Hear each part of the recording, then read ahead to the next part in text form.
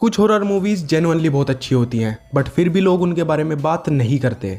और ऑनेस्टली मुझे ऐसी ही मूवीज को डिस्कवर करके देखना और फिर रिकमेंड करना बहुत ही अच्छा लगता है। और इसीलिए आज की वीडियो में मैं तुम्हें 7 ऐसी हॉरर मूवीज बताऊंगा जो या तो तुमने सुनी भी नहीं होंगी और अगर सुनी है तो देखी नहीं होगी। और वीडियो एंड होने तक तुम्हारी वॉच लिस्ट में एटलीस्ट 3 मूवीज तो डेफिनेटली ऐड हो जाएंगी। और ये इस वीडियो का पार्ट 1 है। मैं ऐसी टोटल 10 वीडियोस बनाने वाला हूं, तो चैनल को सब्सक्राइब करके बेल आइकन दबा लो। तब तक के लिए इसी को शुरू करते हैं। नंबर 7 पर आती है as above so below. Imagine करो तुम पेरिस गए हो, आईफिल टावर देख लिया, कॉफी पी ली और फिर कोई बोलता है कि चलो पेरिस के नीचे चलते हैं। साउंड्स फन राइट, बट एक ही प्रॉब्लम है, पेरिस के नीचे जो है वहां किसी को नहीं जाना चाहिए।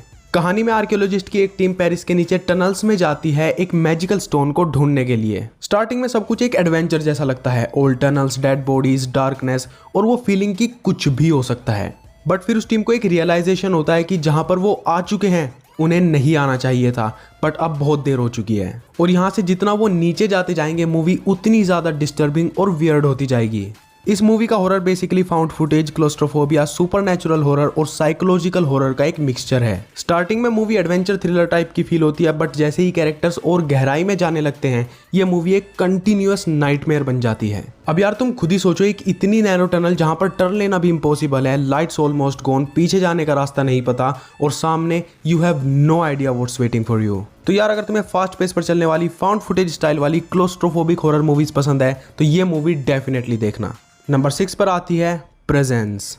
इस मूवी का कॉन्सेप्ट काफी अलग है क्योंकि ये मूवी हमें एक घोस्ट के पर्सपेक्टिव से दिखाई गई है। कहानी शुरू होती है एक फैमिली के साथ जो एक नए घर में शिफ्ट करते हैं, लेकिन इस घर में पहले से ही कोई एंटिटी मौजूद है क्योंकि हम उसी के पर्सपेक्टिव से ये मूवी देख रहे हैं। बट फैमिली को इस चीज का कोई आइडिया नहीं है। नॉर्मली हम हॉरर मूवीज में घोस्ट को देखते हैं और कैरेक्टर्स उससे बचने की कोशिश करते हैं, बट इस मूवी में सिचुएशन थोड़ी सी अलग है। यहाँ पर हम चीजों को उस प्रेजेंस के पर्सपेक्टिव से देखते हैं। और ऑनेस्टली जितना ये कॉन्सेप्ट सुनने में सिंपल लग रहा है, मूवी उतनी ही ज्यादा अनसेटलिंग है क्योंकि हमें तो पता है कि घर में कुछ है, हम उसको फील कर सकते हैं, बट फैमिली को इस चीज का कोई आइडिया नहीं। और जैसे जैसे उस फैमिली के पर्सनल प्रॉब्लम्स और सीक्रेट सरफेस होने लगते हैं, घर का एटमॉस्फेयर और भी ज्यादा डिस्टर्बिंग हो जाएगा।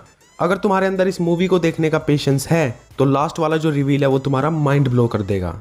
नंबर 5 पर आती है डेड साइलेंस। और इस मूवी का एक ही रूल है, चीखना मत। स्टोरी फॉलो करती है जेमी को जो अपनी वाइफ की मिस्टीरियस डेथ के बाद अपने होम टाउन वापस आता है। दरअसल जेमी को एक पपेट डॉल मिलती है और उसे लगता है कि समहाउ इस डॉल का कनेक्शन उसकी वाइफ की डेथ के साथ है। इसलिए वो टाउन के पास्ट के बारे में रिसर्च करने लगता है और जितना वो पुरानी स्टोरीज और मिसिंग पीसेस को कनेक्ट करता है, एक नाम बार बार सामने आता है, मैरी शो। एक ऐसी औरत जिसके बारे में आज भी टाउन के लोग बात करने से डरते हैं। और जैसे जैसे जेमी की रिसर्च और ज्यादा डीप होने लगती है, बहुत ज्यादा डार्क चीजें सामने आएंगी।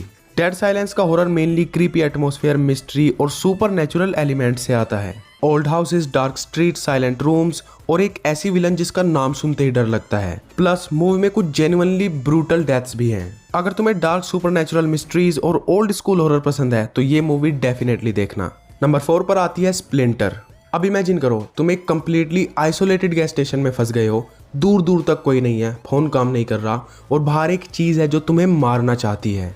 मूवी एक यंग कपल और एक एस्केप्ड कॉन्विक्ट को फॉलो करती है जो एक अनफॉर्चुनेट इंसिडेंट के बाद एक गैस स्टेशन में ट्रैप हो जाते हैं। और उस गैस स्टेशन के बाहर एक पैरासाइट है जो डेड बॉडीज को इन्फेक्ट करके उन्हें अपने कंट्रोल में कर लेता है। और अब इन लोगों को उसी छोटे से गैस स्टेशन में फंसे रहकर इस पैरासाइट से सरवाइव करना है। मूवी फास्ट पेस पर चलती है, काफी ज्यादा इंटेंस और ब्रूटल भी है। ये क्रीचर हॉरर और बॉडी हॉरर का परफेक्ट कॉम्बिनेशन है। क्रीचर की मूवमेंट्स, बॉडी का डिस्टॉर्ट होना और भाई तुम्हारी खुद की बॉडी तुम्हें मारने का ट्राई कर रही है तो काफी डिस्टर्बिंग है। तो अगर तुम्हें क्रीचर हॉरर, बॉडी हॉरर और फास्ट पेस पर चलने वाली सर्वाइवल स्टोरीज पसंद है तो ये मूवी डेफिनेटली देखना। नंबर 3 पर आती है रुइंस।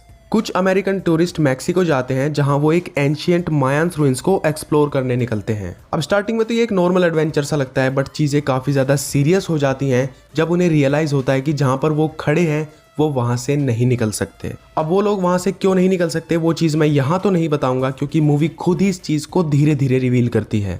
मूवी का सबसे डिस्टर्बिंग पार्ट ये है कि कैरेक्टर्स के पास ऑप्शन ही नहीं है, बाहर जाओ तो मरोगे, यहाँ पर रुको तो भी मरोगे। मूवी में काफी ज्यादा बॉडी हॉरर भी है तो उस चीज का ध्यान रखना। बाकी सर्वाइवल थ्रिलर तो ये मूवी जबरदस्त है। Trust me, this is one of the best horror movies ever made, must watch.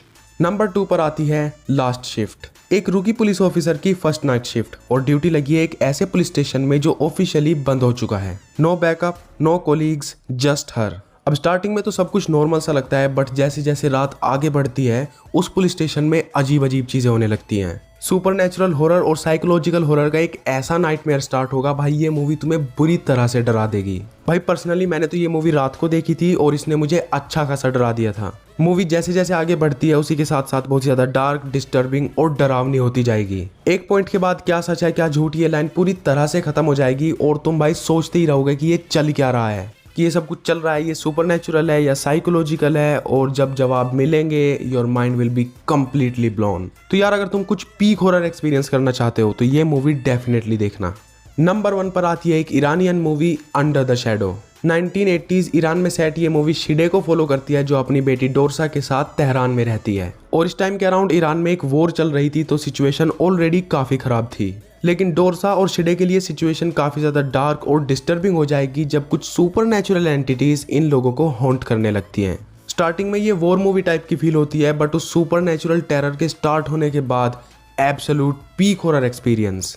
इस मूवी का हॉरर बहुत ही यूनिक है। ये मूवी कहीं पर भी कुछ ओवर द टॉप ट्राई नहीं करती, बल्कि बहुत ही सडल वेज में ऑडियंस को डराती है। और यार लीड एक्ट्रेस नरगिस रशीदी की परफॉर्मेंस ही इनफ रीजन है इस मूवी को देखने के लिए। अब यार ज्यादा मैं इस मूवी को बताकर तुम्हारा एक्सपीरियंस खराब नहीं करना चाहता, बट मेरी ओपिनियन में ये मूवी डेफिनेटली देखना।